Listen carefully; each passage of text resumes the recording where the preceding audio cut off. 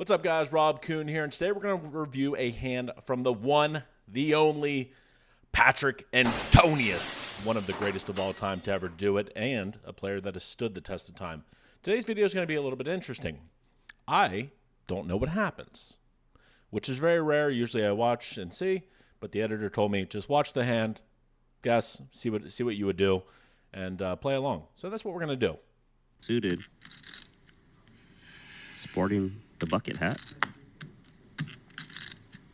IVS in that way, as Phil has recently taken to that look. For context on this game, this is the cash game invitational. This is day 3, day 4, day 5, day 6, day 7. I don't know which day it is, as I wasn't given any information on this video. But the blinds are 2,000, 5,000 with a 5,000 ante. What is this game? It was 1,000, 2,000, 2,000. Now it's 2,000, 5,000, 5,000. Let's get into it.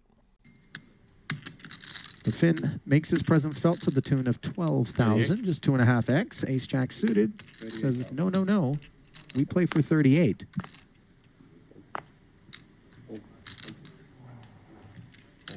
So it's under the gun versus +1. Expect to see a call. In terms of value, it's supposed to be a very narrow range. Pretty common to 4-bet. Hence why Patrik's coming in. He knows there's a lot of ace-5 suited and things like that. Very simple action. Pre-flop, the blinds are 2,000, 5,000, 5,000. Patrik opens to 12,000. Very normal size here.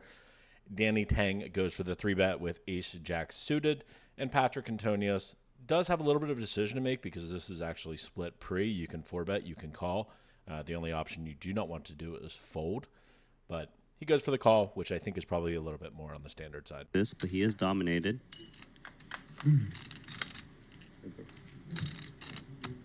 Ace 4-3. We've got the nut flush draw squaring off against top pair as that domination erodes considerably. Ace-jack in this spot is one of those hands where you're feeling pretty good given that you pair to ace, but you're not really looking to get 3 streets. Given the positions, it's very reasonable for Patrik to have a hand like ace-queen or even ace-king. 20,000.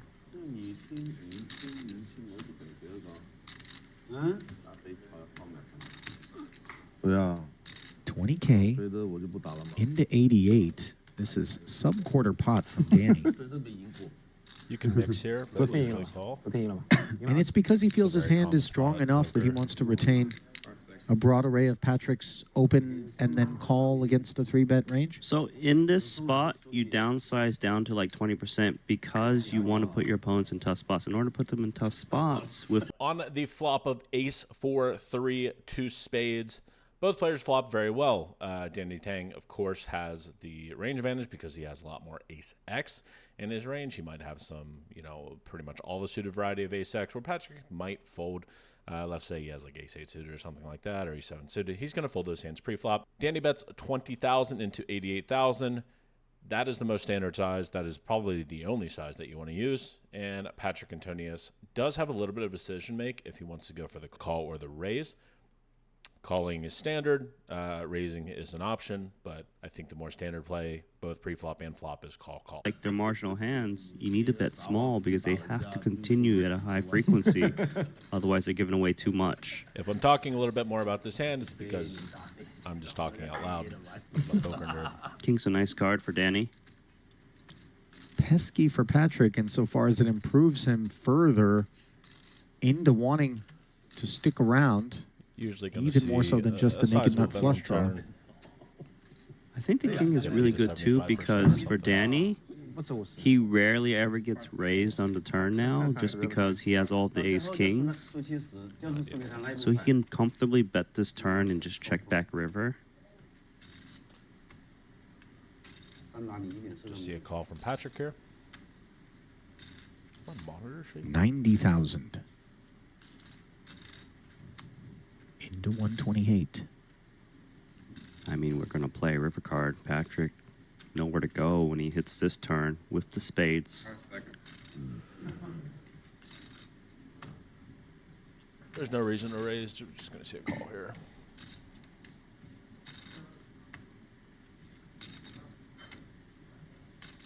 Side eye.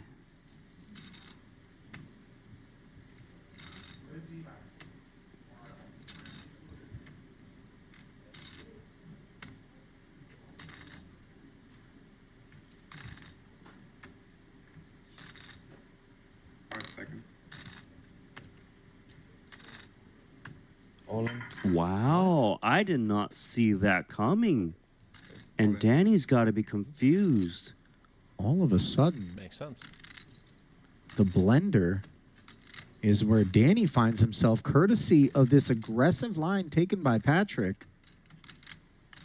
That is a crazy move, Ollie. That is... Okay. Makes sense why they told me to watch this without reviewing it first. On the King of Clubs turn, Patrik checks, of course. Danny bets around 75%, 90,000 into 128,000. And to my disbelief, Patrik shoves. I don't understand this, and in fact, I'm going to take a second and review this very quickly because I don't think this is a thing.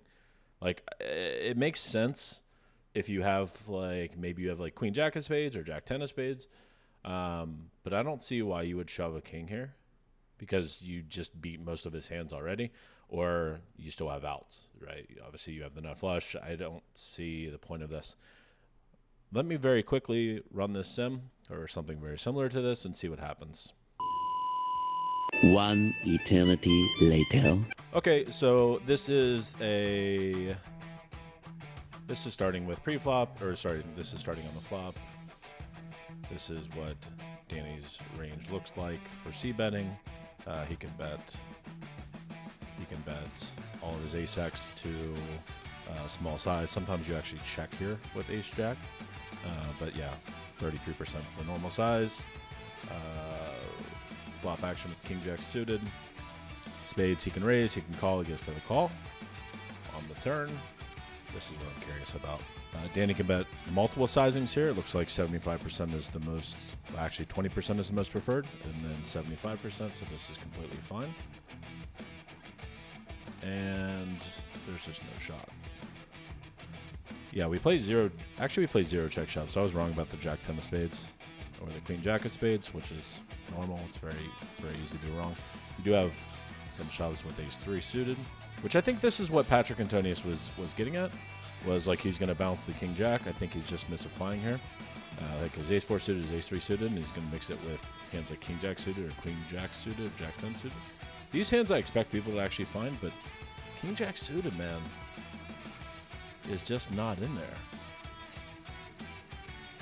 In fact, it actually loses 2 big blinds, which is quite a lot. Let's get back to the actual video and see what Danny does. I actually think this is very difficult of a spot because you just don't see people check shove here ever. So Danny's in the blender, but he's very good. Not standard, and Patrik has really been driving to action. Well, remember, it was an under-the-gun open from Patrik. 3-bet from Danny. Patrik defended, so we don't assume pocket 3s, pocket 4s, deuce 5, things of that nature are involved. Maybe some pocket kings would behave this way, trying to get a live or read on a more conventional sizing would be expected. It's very confusing. I don't think it's supposed to be pocket kings. But Danny, I promise you, never expected to see a check jam. Would kings flat the 3-bet pre sometimes? They would, sure. No shot. Kings are never flatting. So there's still a possibility, realistically, The that problem that's here, what Danny's up against. the problem here for Danny is that what if Patrik is just doing this with ace queen? Then he's in terrible shape. But would he ever with ace queen? I didn't think he would do it with king jack suited. It's a good point. So what I'm thinking here, if I'm Danny, and what he's very likely thinking, are what are Patrik's bluffs? What do we actually beat? It's hard to find. I mean, I think a lot of players end up check shoving here with Queen Jack of Spades or Jack 10 of Spades, maybe even some obscure hands like 5-6 of Spades. I think you would call that pre. Danny didn't 3-bet that big. There's also an ante in play. You're going to call a little bit wider when there's an ante in play. But you just don't beat that many hands. But also, what can Patrik have? Like, I don't know. Is he maybe as ace 4 suited, ace 3 suited? He can definitely have those combos. But you would think he would just call because Danny's going to be bluffing this card so often. You know, Patrik's going to have, you know, pocket 8s here still, pocket 10s, whatever, pocket jacks. He's going to call flop. He's going to fold the turn. That's just how this spot is, like, very, very common in poker. This happens all the time if you're a cash game player. You've seen this board a million times. I don't know what to do if I'm Danny because it's so rare that someone check shoves, which might make Patrik shove good. If Danny actually ends up folding, I have no clue if he will or not. This is a crazy hand, to be honest. You never see a check shove on the turn, as we saw in the sim. The sim actually never check shoves either, so I don't know what the hell's going on here. Personally, I don't know what I would do. I don't know what I'm doing. Flip a coin. And also with King Jack suited, he blocks Ace King a bit. The two pair that's very confidently snapping it off. Right. If Danny's ever doing this with like Ace Jack and lower, they're in a tough spot. And Patrik. Oh, wow, makes the call. Nice. Danny says the story doesn't add up. Maybe I'm drawn dead. I can be drawn dead. Yeah, twice is fine. I don't think you're drawn dead. Not sure. Can you call and say I'm drunk? Yeah, I think he tried to get that Ace Jack out of there with that check jam. Great call from Danny Tang. Sick call. Well, we've got another $1 million pot on our hands. We're not even in orbit in, Randy. 2 times. They will run it. Has $1 million pot here. Needs to find the king or the spade. You saw him get disheartened by the presence of the jack in Danny's hand. Oh boy. Given the 2 pair is not an out. Nor is the 8 of clubs. Danny can chop at worst, scoop at best. And it's going to be a chop, courtesy of the 9 of spades. Got to root for Patrik, Wipe the right? sweat off your brow, Patrik, as he gives a wry smile. Got away with one there. He did. I love the action here, the 2,000, 5,000 action. I don't love the check shove. I would definitely just go for the check call. But regardless, it ends up working out, and they end up chopping the pot. Everyone loves to chop the pot. Hopefully you guys like this video. Much love.